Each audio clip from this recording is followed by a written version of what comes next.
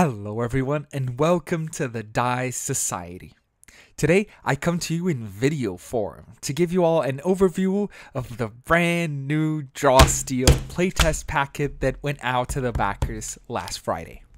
Did you just get the packet yourself and don't know where to start? Do you want a short introduction to share with your players before running for them? Are you just curious to know how Draw Steel works? Well, this video is for all of you. Let's jump right in. So, what is Draw Steel? DS is a tabletop RPG in the heroic fantasy genre. It's in the same ballpark as D&D, so characters all have classes and levels, players roll dice to determine outcomes, you know the drill. But there are a few important differences between DS and D&D. First, Draw Steel is explicitly heroic, meaning characters already start as competent monster slayers. This isn't the kind of game where you'll be playing a farmer who just picked up their first sword. Second, it's a tactical RPG meant to be played on a grid. Every class has a few cool things to do on their turn, even at first level.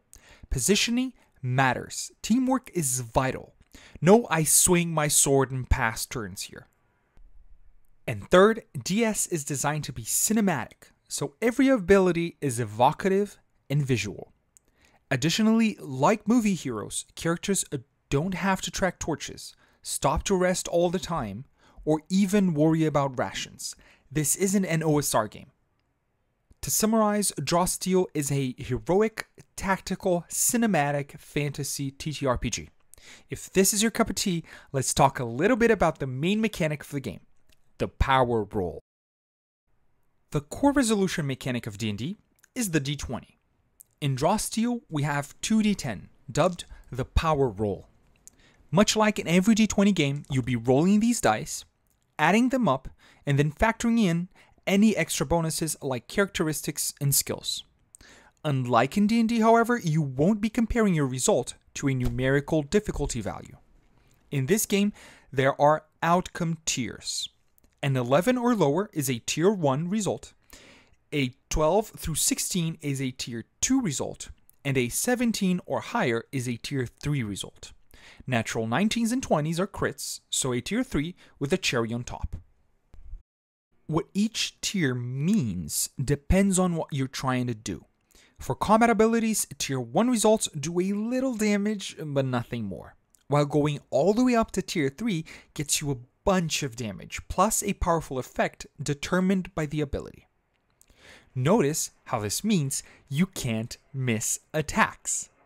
Characters and monsters always do at least some damage on their turn, keeping combat dynamic, interesting, and heroic for everyone.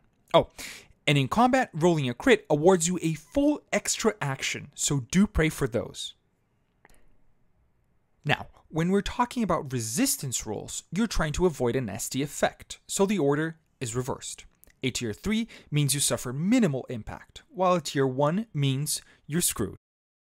Finally, when you're outside of combat and want to roll a test, a tier 1 result is always a failure, and a tier 3 is always a success. Depending on the difficulty set by the director though, a tier 2 might count as a failure, a success with a cost, or a full success. And that's it. It might sound a little finicky, but think of it like D&D with two fixed DCs, 12 and 17. Once you roll a few times, the tiers become second nature, and resolving a roll will actually become much faster than in D20 games because you don't have to ask if your attack hits the target every time. The only stuff that's left to talk about are edges and banes. These are like advantage and disadvantage in D&D, but you can have up to 2 of each. An edge awards you with a +2 to your roll, while a double edge bumps your result up by a whole tier.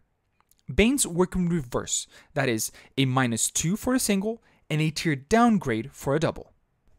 Now that you know how to power roll, let's talk about the stars of the show, the heroes. The meat of a hero in Draw Steel is their ancestry and class.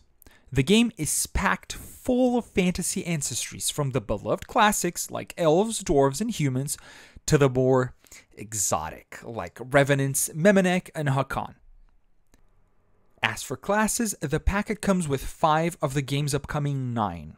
The options are Conduit, a cleric, Elementalist, kinda like a wizard, Fury, their barbarian, Shadow, sort of a rogue, and Tactician, a fighter/warlord from 4th edition.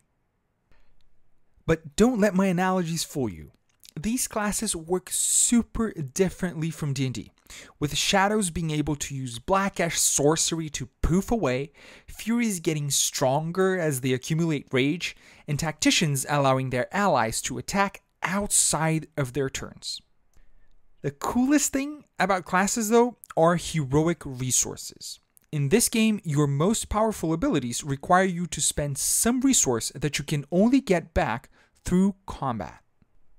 The Shadow, for example, gets 2 insight at the start of their turn and 1 extra whenever they roll a tier 3 on an attack.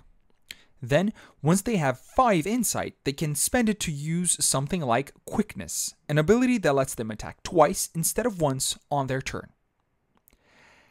Having resources means that the longer battles drag on, the more powerful the heroes get.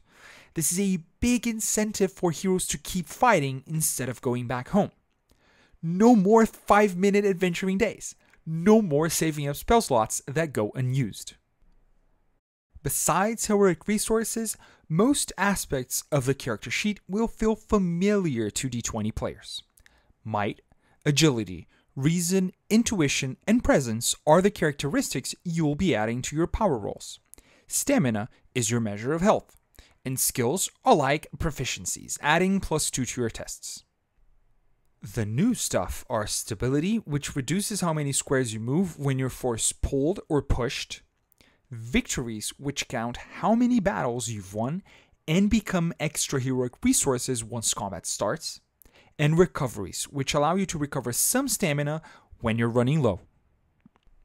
The last thing you need to know about characters is kits, which are more open-ended versions of equipment.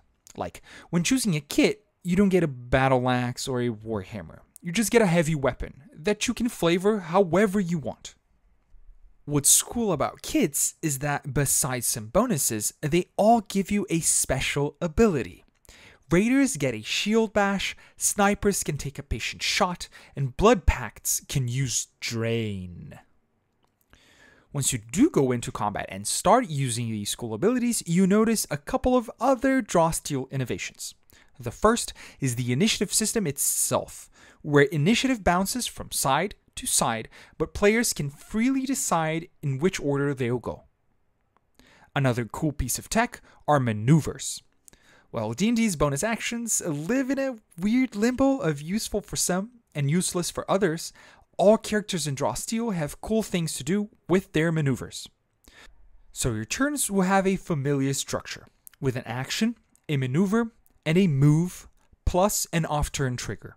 But you'll be using all of them much more and much more tactically. And that's basically it for the core game, folks.